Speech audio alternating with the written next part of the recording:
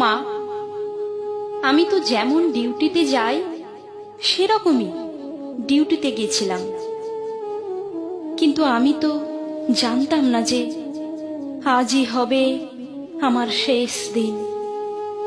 আমি তো আমার জুনিয়রদের সাথে একসাথে কত গল্প করতে করতে রাতের খাবার খেয়েছিলাম। জানো মা, অনলাইন থেকে অর্ডার করে আনিয়েছিলাম আমার প্রিয় খাবারটা, ওটাই আজ খেয়েছিলাম। তখনও যদি একটু বুঝতে পারতাম এটাই শেষ খাওয়া, এটাই শেষ গল্প। ডিউটির বাঁধনে আমি যখন ক্লান্ত হয়ে গেলাম মা, আমার চোখ দুটো ঘুমে বন্ধ হয়ে যাচ্ছিল, একটু শরীরের ক্লান্তি মেটাতে গেলাম। তখনও যদি বুঝতাম মা সারা জীবনের মতো বিশ্রামে চলে যাব। তখন ভোর রাত, আমি ওয়ার্ডে একা। তখন ভোরের শীতল বাতাসে আমার একটু ঠান্ডা লাগতে আমি লাল চাদরটা ঢাকা দিয়ে একটু চোখ বন্ধ করেছিলাম শুধু। সেই সময়ের অপেক্ষায় থাকা ওরা আমার সাথে। ছি মা, আমার খুব কষ্ট হচ্ছিল জানো তো। অনেকবার আমি বারণ করছিলাম, চিৎকার করছিলাম, বাঁচাও বাঁচাও, কে আছো আমাকে বাঁচাও।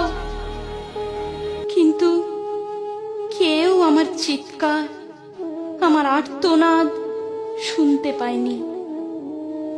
জানো তো মা, আর ওরা আরো পশুর থেকেও বিচ্ছিরি ব্যবহার করতে লাগলো, খেলতে লাগলো আমাকে নিয়ে ওরা। আমি ওদের হাতে পায়ে পড়লাম জানো তো।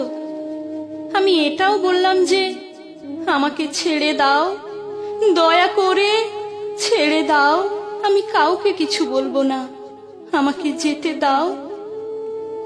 কিন্তু ওরা আর আমায় তোমার কাছে একবার যাওয়ার সুযোগটা দিল না তোমার কোলে শেষবারের মতো মাথা রাখতে দিতে, দিল না শেষবার তোমার হাসি ভরা মুখটা দেখার সুযোগ, দিল না বাবার স্বপ্নে তার রাজকন্যার বড় ডাক্তার হওয়ার কাহিনীকে সত্য করতে।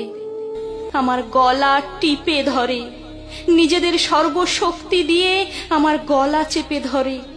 জানো মা, আমি অনেক চেষ্টা করছিলাম বাঁচার, কিন্তু হয়তো আজ ভগবানও চায়নি যে আমি হয়তো বেঁচে থাকি। ওই পশুদের শক্তির কাছে আমি হেরে যাই, আমার গলার হাড় ভেঙে যায়। ওরা আমায় এভাবেই ওখানে ফেলে রেখে চলে যায়, ওই বিবস্ত্র ভাবে। সকালে সবাই আসে, কিন্তু এ কি, আমি কারো সাথে কোনো কথা কেন বলতে পারছি না? তোমাকেও দেখতে পাচ্ছি, তোমায় কত করে ডাকছি, তুমি শুনতে কেন পারছো না মা আমার ডাক? ও মা, মাগো, এই তো দেখো, দেখো না মা, ও মা, এই তো আমি। তুমি কাঁদছো কেন? কি হয়েছে তোমার? ও মা। দেখি মা সামনে একটা লাশের দিকে তাকিয়ে হাউমাউ করে কাঁদছে। লাশটার মুখ দেখতে পেয়ে আমি শিউরে উঠি। এ কি, এটা যে আমারই নিথর দেহ। আমি কি তবে মারা গেছি? আমিও কাঁদতে শুরু করলাম। সবাই আমার এই মৃত্যুতে শোকাহত। সারা দুনিয়া আমার মৃত্যুর ঘটনা আপাতত জেনে গেছে, সবাই বিদ্রোহ করছে, কিন্তু আমি আমার নিথর দেহর দিকে তাকিয়ে রইলাম। আমার শেষটা তো আরো ভালো হতে পারত। বলো মা, দেখো না মা, ওরা আমার মুখের, দেহের কি বিচ্ছিরি অবস্থা করেছে। দেখো মা, আমার চিৎকার করতে ইচ্ছে করছে, কিন্তু আমার আওয়াজ এখনো কেউ শুনতে পারছে না।